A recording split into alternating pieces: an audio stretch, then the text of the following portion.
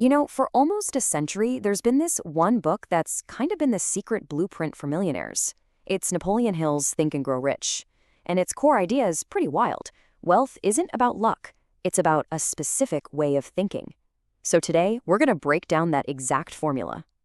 But seriously, what if a single idea could actually make you a millionaire? I know it sounds like some kind of fantasy, but Napoleon Hill spent 20 years of his life proving it's a real, repeatable formula, one that was actually commissioned by one of the wealthiest men in history. So let's get into it. This whole story kicks off with a challenge from a guy who, in today's money, would be richer than Jeff Bezos and Elon Musk combined.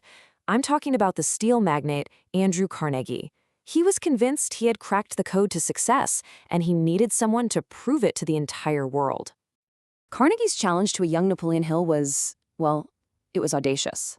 He said, dedicate the next 20 years of your life, with no pay, by the way, to a single mission. You're going to interview over 500 of the most successful people on the planet. Henry Ford, Thomas Edison, Rockefeller, the real titans, and you're going to distill all their shared habits into one universal formula. And guess what? Hill said yes.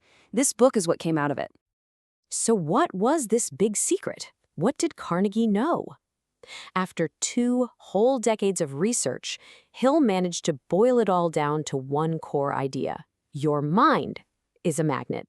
Hill's central argument is that thoughts are things. He believed that our dominant thoughts literally attract the people and the opportunities that match them. But wait, this isn't just about wishful thinking.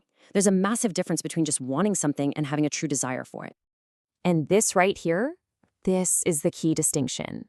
Over on the left, you've got idle wishing. Vague hopes, no real plan. I hope I get rich someday. But on the right, you have what Hill calls a burning desire. This isn't a hope, it's an all-consuming obsession. It's a definite goal that's backed up by a clear plan and just relentless persistence. The perfect example of this is a guy named Edwin C. Barnes. His burning desire was to become Thomas Edison's business partner. He literally showed up at Edison's lab looking, as Edison himself put it, like a tramp. But Edison saw this absolute unshakable determination in his eyes. So he hired Barnes for a super menial job because he recognized a mind that simply was not going to be denied. So, how do you actually cultivate this burning desire? And more importantly, how do you turn it into actual cold, hard cash? Well, Hill didn't just leave it as a cool theory. He gave an exact formula. Yep, he provided a super practical method for turning that intense desire into money. A 6-step blueprint that's basically designed to program your subconscious mind for success. Okay, here are the 6 steps. Step 1, fix in your mind the exact amount of money you want. No vague stuff. Be specific. 2, figure out exactly what you're willing to give in return, because nothing is free, right? 3, set a definite date, a deadline.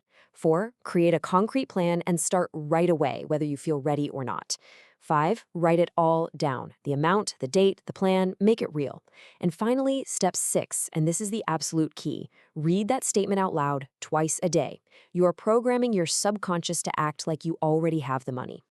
But even with the absolute perfect plan, there is one obstacle that stops more people than anything else. And Hill illustrates this with a really powerful story. Hill found that the single most common reason for failure is just quitting when you're faced with what feels like defeat. People just give up, and they have no idea that they are often just one tiny step away from a huge breakthrough.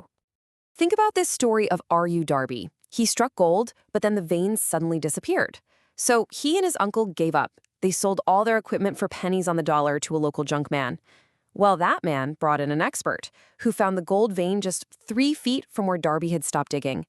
That mine went on to produce millions. Darby had quit 3 feet from gold.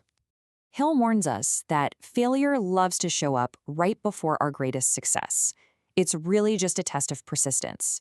The real question is, are you going to stop drilling right before you strike gold? But here's the thing, Darby never ever forgot that lesson. He went into the insurance business and became a multi-millionaire. Why?